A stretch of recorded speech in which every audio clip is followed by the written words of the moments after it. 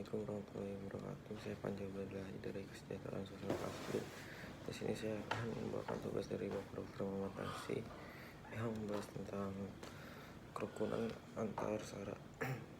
Kerukunan adalah istilah yang dipenuhi oleh muatan makna baik dan damai.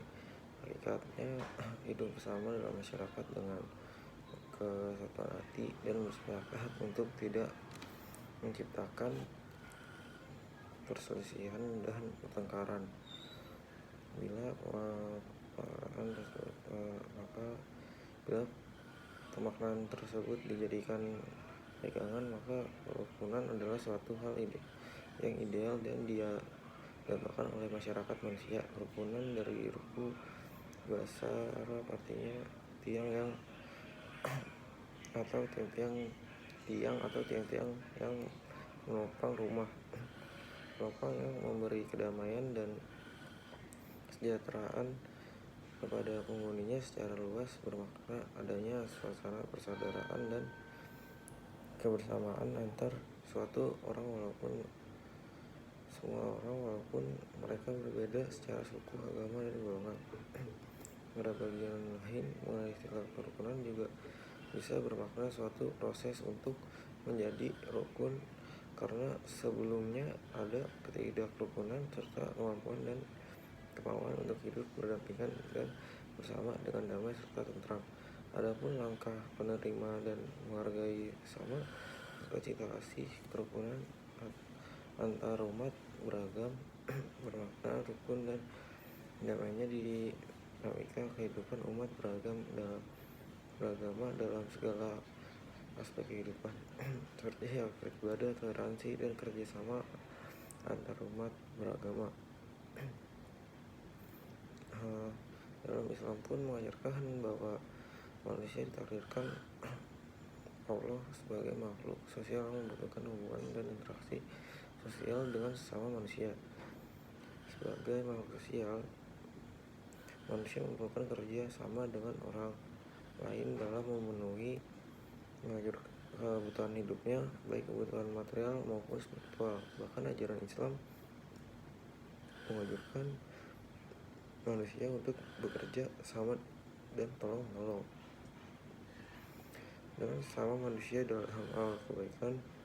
Dalam kehidupan sosial kemasyarakatan, umat Islam dapat berhubungan dengan siapa saja tanpa batasan ras, bangsa, dan agama. Dalam konteks ini juga bagaimana telah dikemukakan oleh Nafsu Batsuni bahwa kerukunan antar umat beragama merupakan pilar kerukunan nasional adalah suatu yang dinamis. Karena itu harus dipelihara terus dari waktu ke waktu. Kerukunan hidup antar umat beragama sendiri berarti keadaan hubungan sama umat beragama yang dilandasi toleransi, saling pengertian, menghargai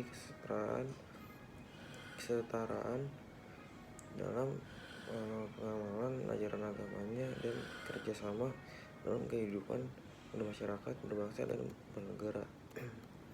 Dengan demikian, bahwa kerukunan antar umat beragama itu sendiri juga bisa diartikan sebagai toleransi antar umat beragama. Dalam toleransi itu sendiri juga pada dasarnya masyarakat harus bersikap lapang dada dan menerima perbedaan antar umat beragama. Selain itu, masyarakat juga harus menghormati satu sama lainnya, misalnya dalam hal beribadah antar pemeluk agama yang satu dengan lainnya tidak saling mengganggu.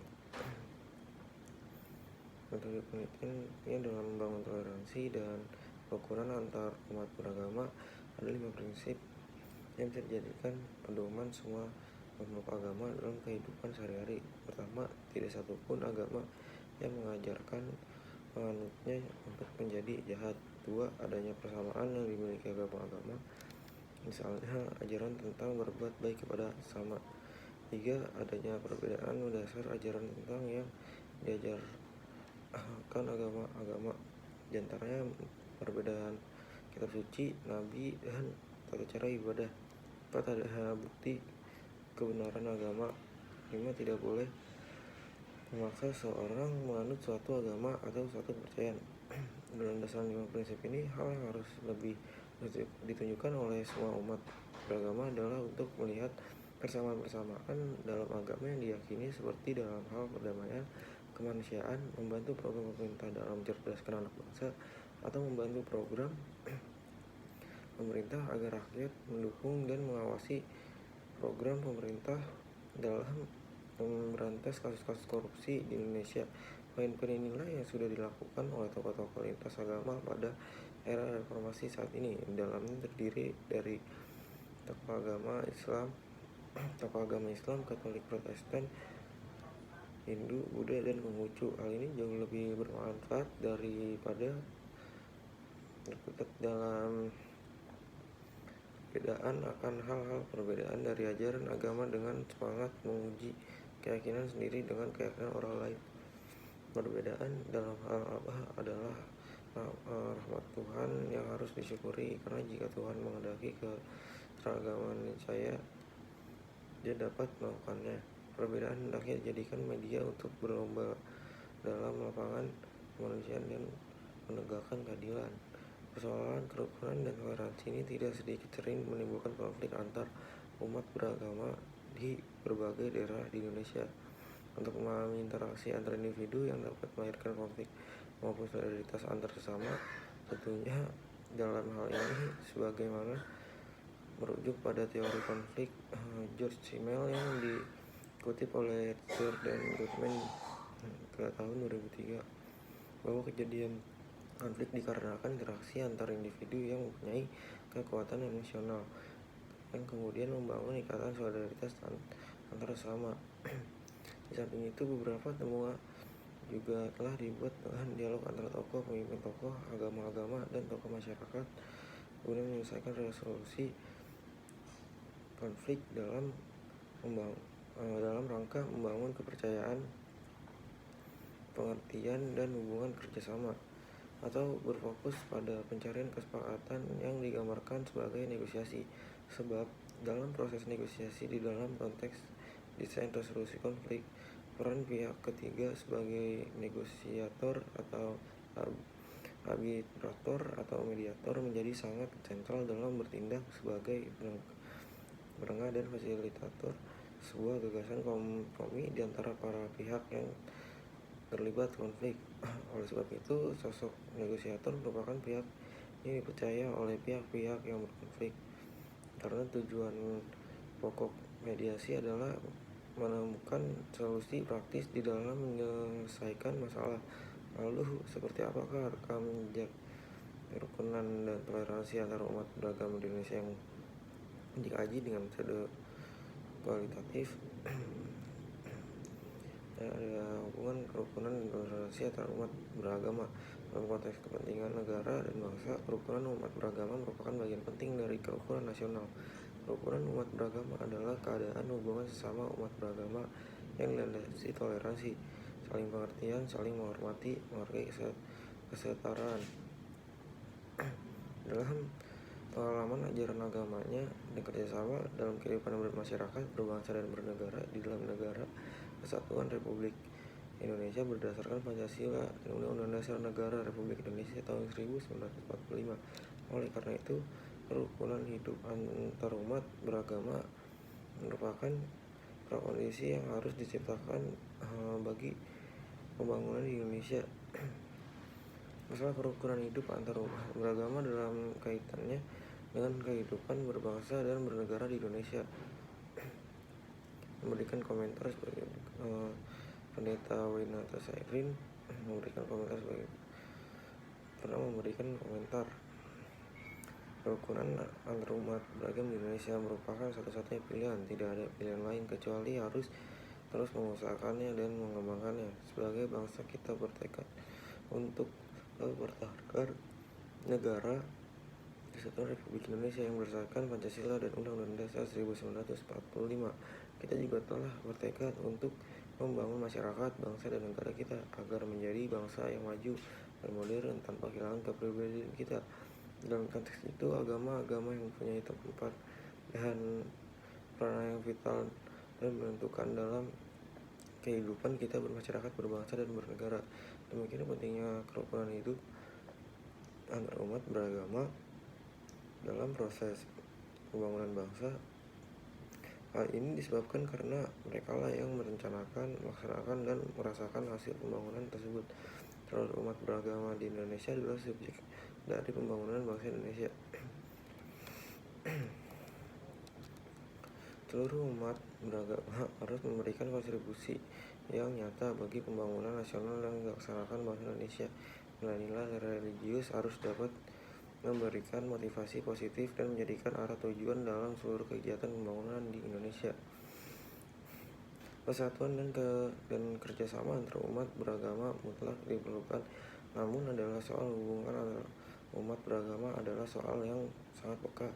Banyak kejadian yang kadang-kadang mengarah kepada permusuhan dan penghancuran hasrat nasional disebabkan oleh isu yang dikaitkan dengan hubungan antar agama.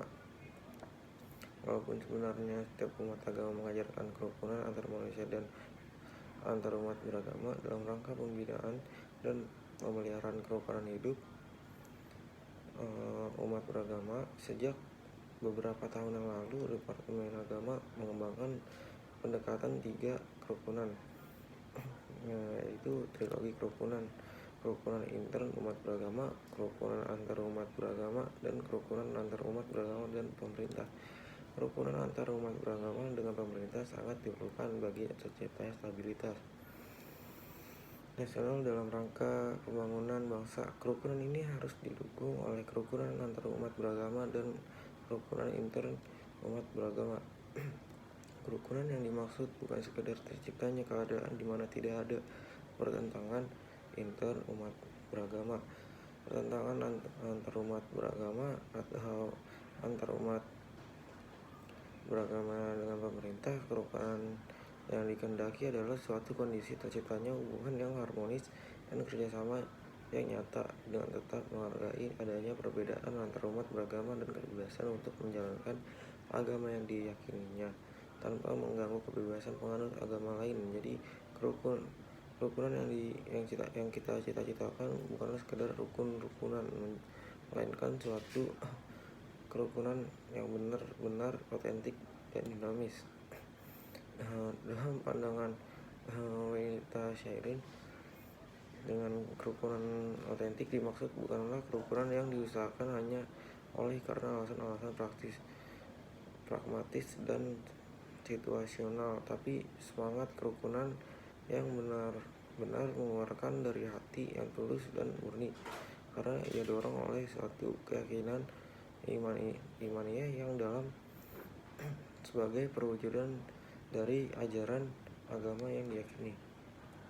Sedangkan kerukunan dinamis yang dimaksud bukan sekedar kerukunan yang berdasarkan kesediaan untuk menerima eksistensi yang lain dalam suasana hidup bersama, tapi saling menyapa, melainkan kerukunan yang didorong oleh kesadaran bahwa walaupun berbeda, semua kelompok agama mempunyai tugas dan tanggung jawab bersama yang satu, yaitu mengusahakan kesejahteraan lahir dan batin yang sebesar-besarnya lagi bagi semua orang, bukan hanya umatnya sendiri. Karena itu mestinya bekerja sama, bukan hanya sama-sama bekerja. Kerukunan adalah proses yang dinamis yang berlangsung sejalan dengan pertumbuhan masyarakat itu sendiri.